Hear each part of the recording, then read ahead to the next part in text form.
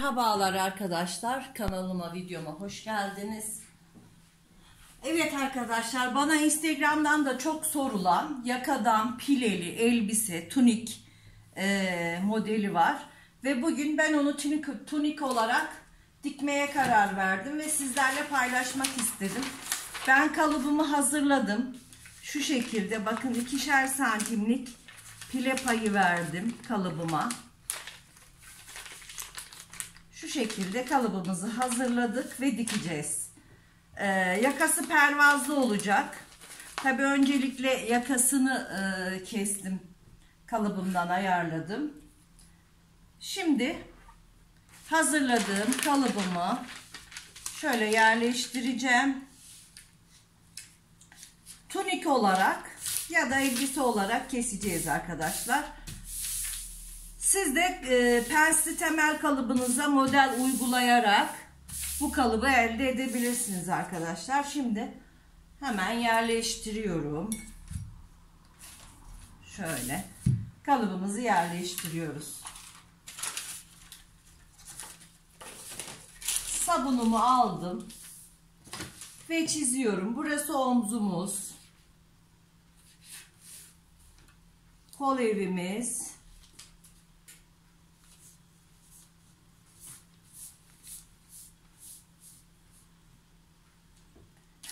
Biz bunu biraz elbise türü yapalım.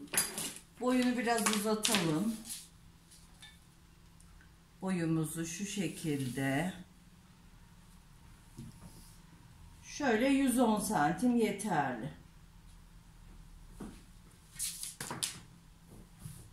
110 santimden hemen elbisenin boyunu çiziyorum.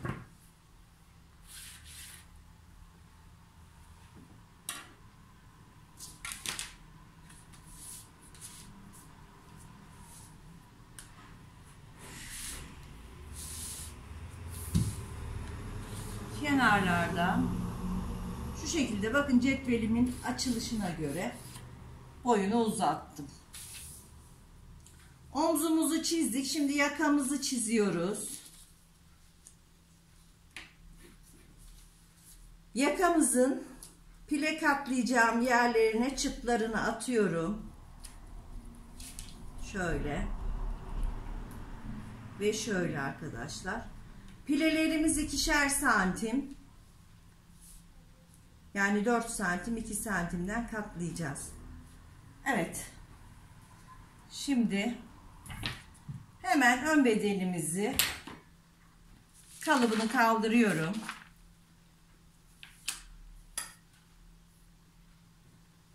Ve çizdiğimiz yerlerden keseceğiz ama çok fazla gözükmediği için ben kalıbımı tekrar yerleştirerek kessem daha iyi olacak.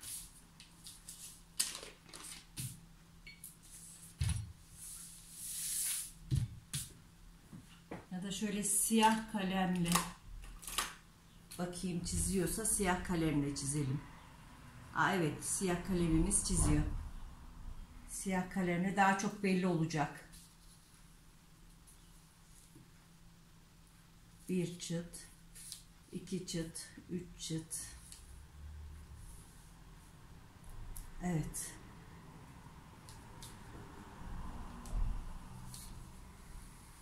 Kol evimizi de tekrar çizelim.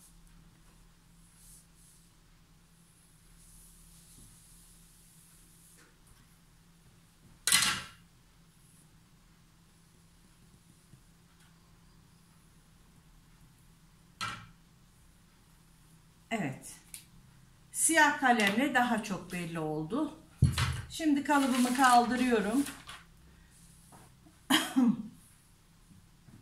Ve çizdiğimiz yerlerden ön bedenimizi kesiyoruz. 1 santim dikiş payı vererek kesiyorum.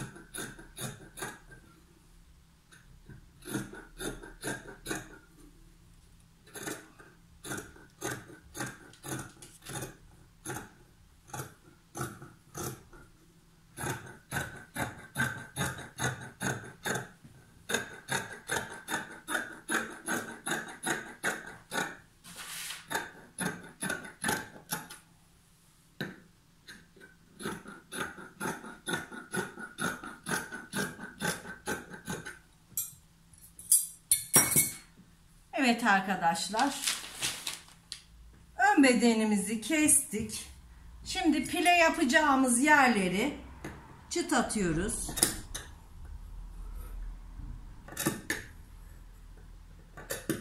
Evet. Ön bedenimi açıyorum.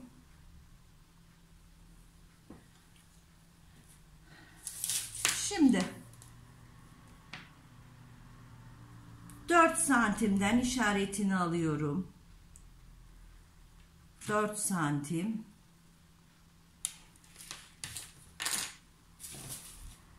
Pilelerimizi yakaya doğru katlayacağız arkadaşlar. Bakın. Şimdi ben bunu buradan bu şekilde katlıyorum. İkinci pilemi bu şekilde katlıyorum. Sağda ve solda 3'er tane pilemiz var. Bunu da 4 santim çizelim. Şuradan şöyle katlıyoruz.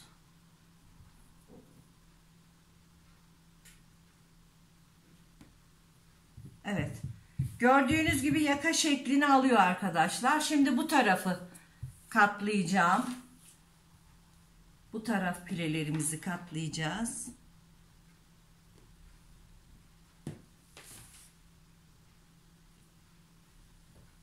Dört santim.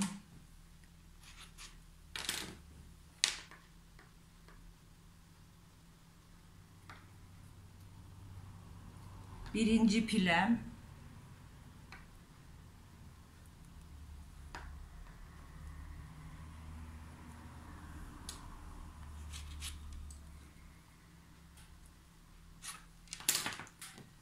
Şöyle ikinci pilem.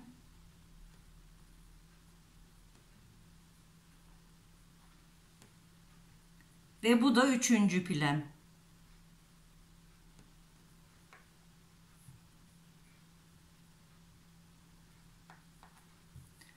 Evet arkadaşlar. Gördüğünüz gibi pileli yakamız ortaya çıktı arkadaşlar böyle.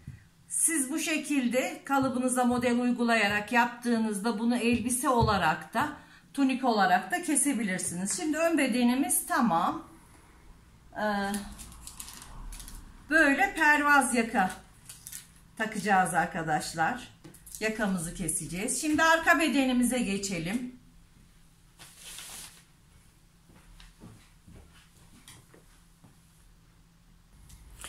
Evet arkadaşlar, arka için ben kumaşımı serdim. Model uyguladığım kalıbımın arkasını buraya yerleştirdim. Benim kullandığım kalıbın göğüs çevresi 106 ile 108 santim. Bu ölçülerde kullandım. Şimdi ön bedende model uygularken şöyle 50 santimde 3 santim açma yapmıştım. Bu kalıbı nasıl uyguladığımı merak ederseniz bana yorumlarda yazın. Ben bu kalıbı nasıl hazırladığımı size anlatırım. Videosunu çekerim. Ama şimdi çekmek istemedim çünkü kalıp videolarımı izlemiyorsunuz. O yüzden şu şekilde hazırlamıştım. Evet. Şimdi kalıba göre, arka kalıbıma göre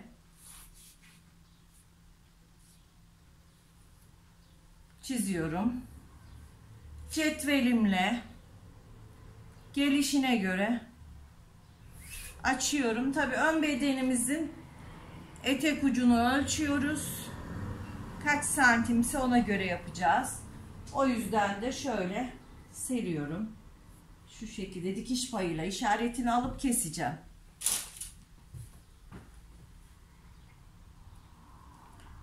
Ön ve arka farklı olmaması için.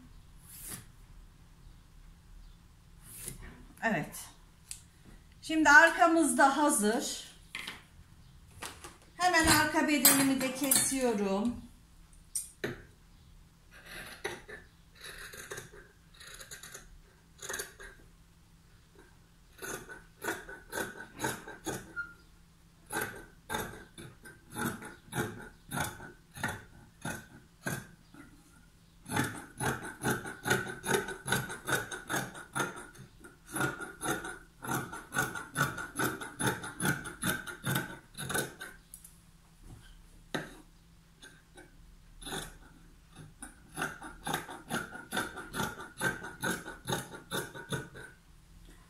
Evet arkadaşlar, arka ve ön bedenimiz çıktı, hazır.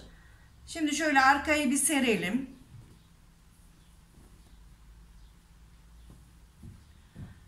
Ön bedenimizi de alalım. Şöyle.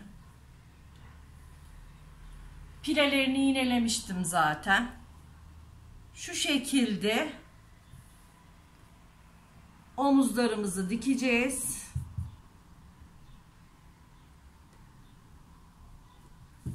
Tabi buraya pervaz yaka geçecek. 5 santimlik pervaz çıkardım buradan. Omuzları dikmeden önce ön bedenimizin pervazını dikeceğiz. 5 santim. Bu şekilde dikeceğiz arkadaşlar. Şimdi ben kolumu, pervazını kesiyorum. Dikişte görüşüyoruz arkadaşlar.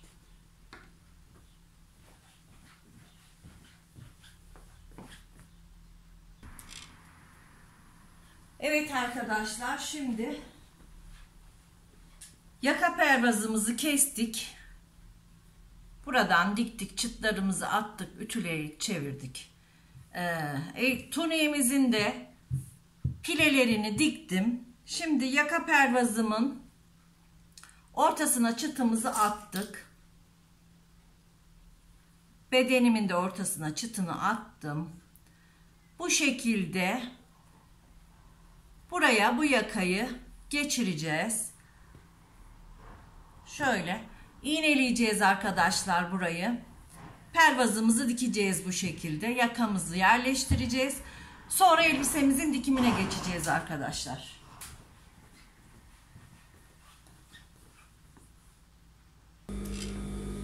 Evet arkadaşlar, arka ensemize biye taktık.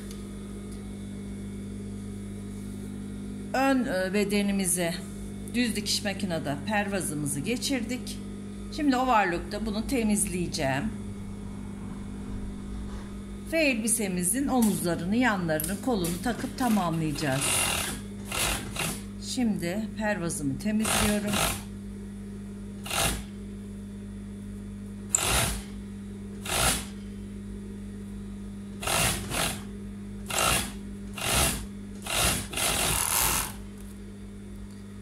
Evet. Her zamanki gibi en arkayı alta alıyorum. Ön bedenimi üste alarak omuzlarını dikiyorum. Gördüğünüz gibi.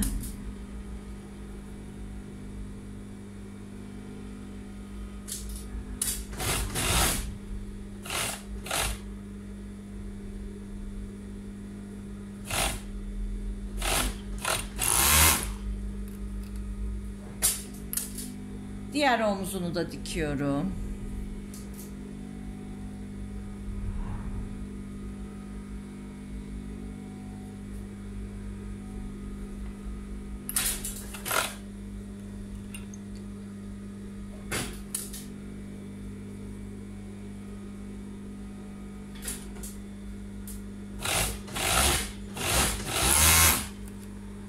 Şimdi hemen çeviriyorum.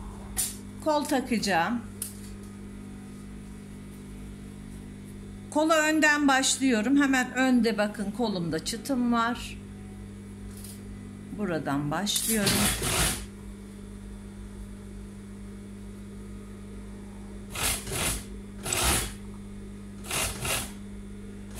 Kolda şurada hafif bir yedirmeler olması gerekiyor.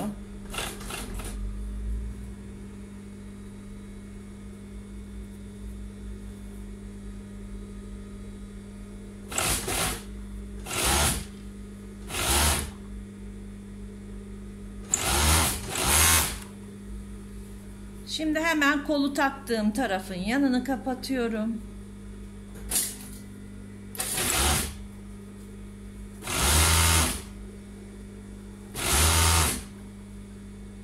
Koltuk altı dikişini dikkat ederek dikiyorum. Denk getirmek için.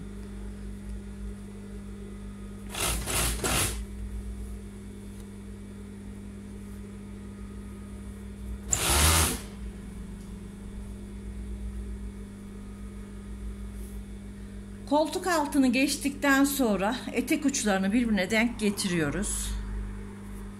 Avucumuzun içine topluyoruz. Kumaşımız penye. Eşit kesildiği için tam gelecektir ama overlocklar sürüklediği için fazla çıkartabilirsiniz. O yüzden toparlarsanız daha rahat dikersiniz. Şimdi hemen diğer kolumu takacağım.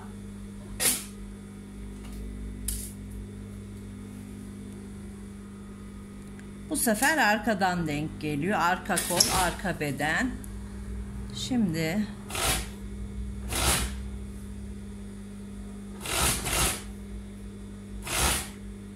bakın. Kol kendini belli ediyor zaten. Bakın bu şekilde.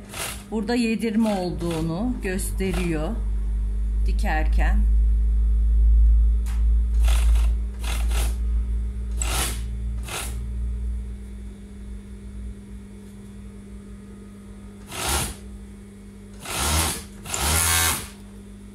Hemen yanımızı kapatıyoruz.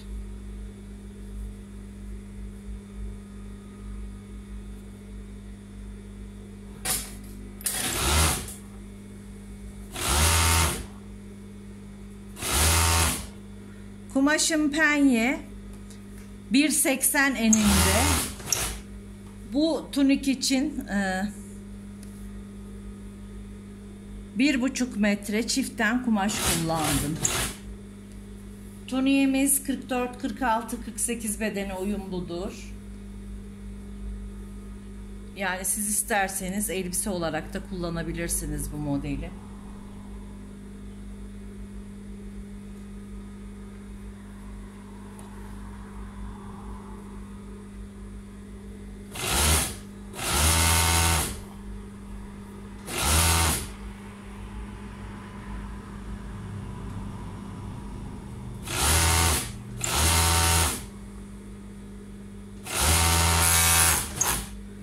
Şimdi ben kol ucuna lastik takacağım. Bileğime göre lastiğimi ayarladım. Bakın şu şekilde. Şimdi bunu da hemen kolumuzu düz çevirerek overlock'tan kalkmadan lastiklerimizi takalım.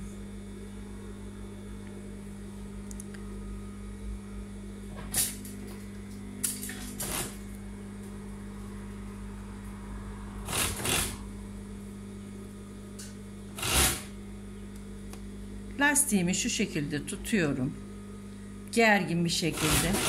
Lastiğimi kestirmeden kumaşımı temizleyerek takıyorum. Diğer kolumu da hemen takıyorum.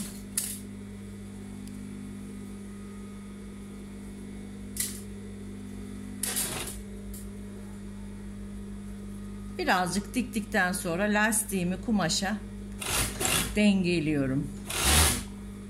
Bakın zaten ölçülü olduğu için tam gelecektir.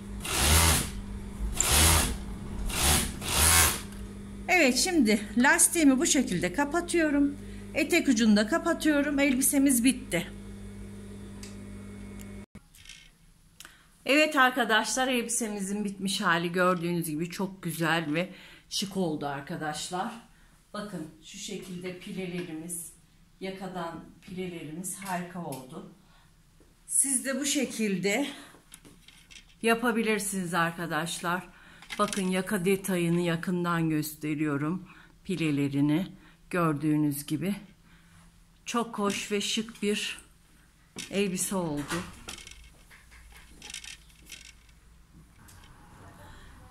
Evet arkadaşlar, elbisemiz çok güzel ve şık oldu.